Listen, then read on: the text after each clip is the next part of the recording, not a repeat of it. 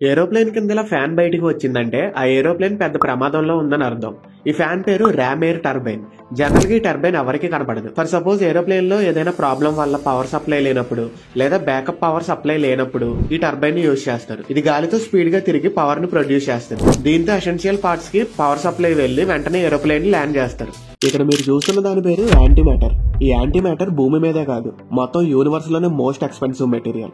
దీన్ని Jeff Bezos, Elon Musk, bill gates కలిసిన ఈ యాంటీ మ్యాటర్ ని కొనలేరు.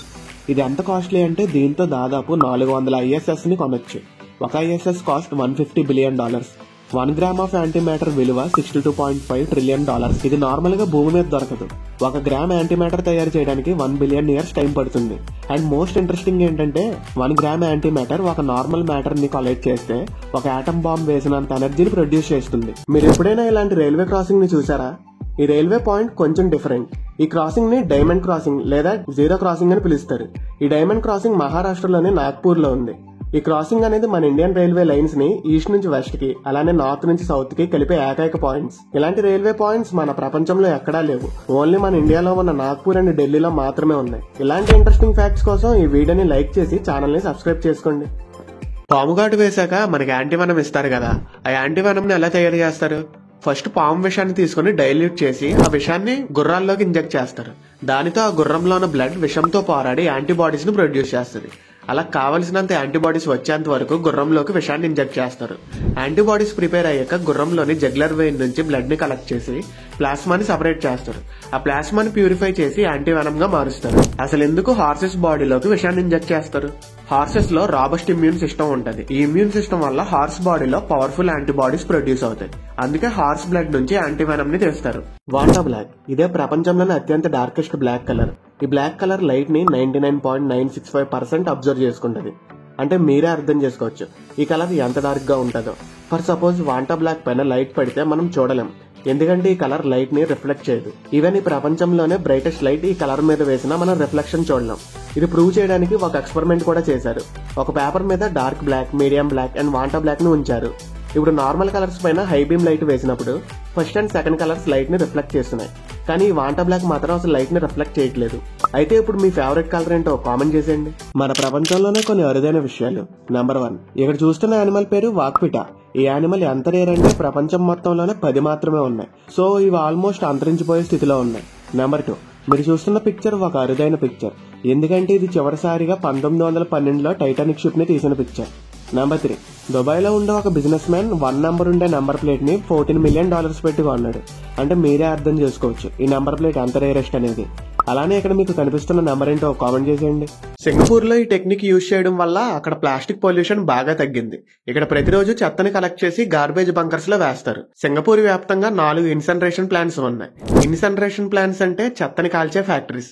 ఈ ఫ్యాక్టరీస్ లో 24/7 చెత్తని కాలుస్తారు.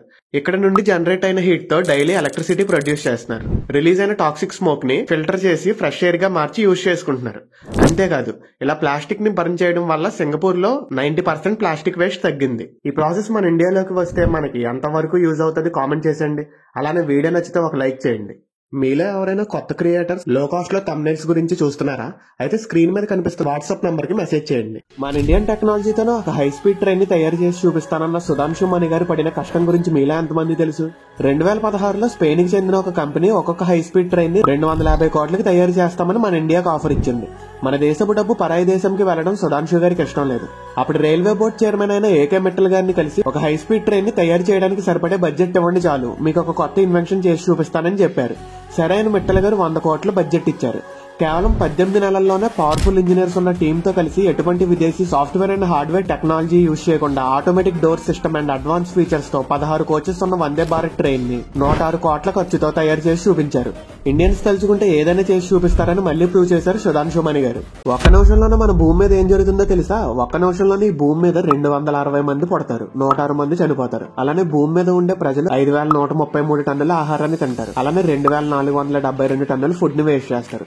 ఇప్పుడు మన బాడీకి వస్తే కేవలం 1 minute లోనే మన గుండె 72 సార్లు కొట్టుకుంటుంది. అలానే మన గుండె 5 లీటర్ల బ్లడ్ ను పంపు చేస్తుంది. అండ్ మన బాడీలో బ్లడ్ 3 times తిరిగేస్తుంది. మనం 15 సార్లు కంటిరెప్పలు వేస్తాం.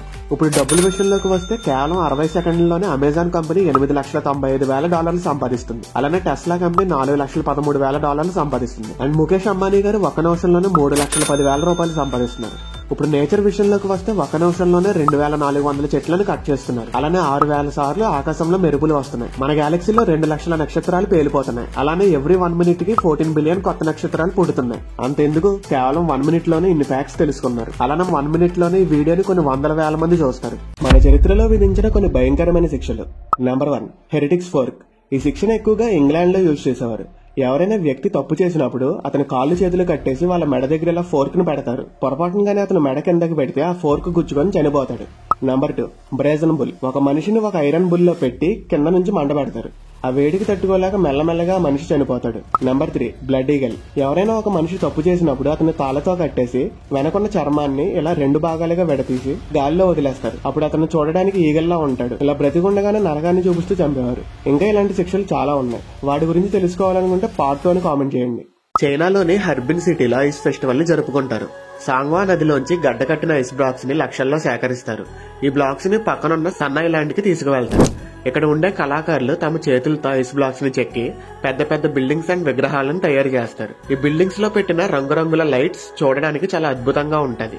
ఈ ఐస్ ఫెస్టివల్ ని చూడడానికి దేశ విదేశాల నుంచి పర్యాటకులు వస్తారు. అలానే ఈ ice festival world biggest snow ice festival గా గిన్నిస్ వరల్డ్ రికార్డ్ సాధించింది. మరి ఐస్ ఫెస్టివల్ గురించి మీరేమనుకుంటున్నారో కామెంట్ చేసేయండి. ఈ ఒక్క ఐలాండ్ లోనే 4,30,000 పాములు ఉండేవంట. అదే సౌత్ అమెరికాలోని బ్రెజిల్ కి దగ్గరలో ఉన్న స్నేక్ ఐలాండ్. 106 ఎకరాల్లో ఉన్న ఈ island most dangerous and deadliest island. ఈ ఐలాండ్ లో ఎక్కువ గోల్డెన్ ల్యాండ్సైడ్ వైపర్స్ అనే పాములు ఉంటాయి. ఇప్పుడు వీటి సంఖ్య తగ్గిపోయింది.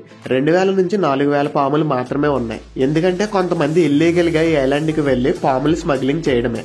ఈ గోల్డెన్ ల్యాండ్సైడ్ వైపర్ ప్రైస్ అప్రాక్సిమేట్ గా 8 lakhs నుంచి 25 lakhs వరకు ఉంటుంది. ఈ స్పెషల్ పాముల యొక్క విషయాన్ని కొన్ని cancer treatments and heart diseases కి యూజ్ చేస్తున్నారు. ఈ ఐలాండ్ గురించి మీరు ఏమనుకుంటున్నారో కామెంట్ చేసేయండి.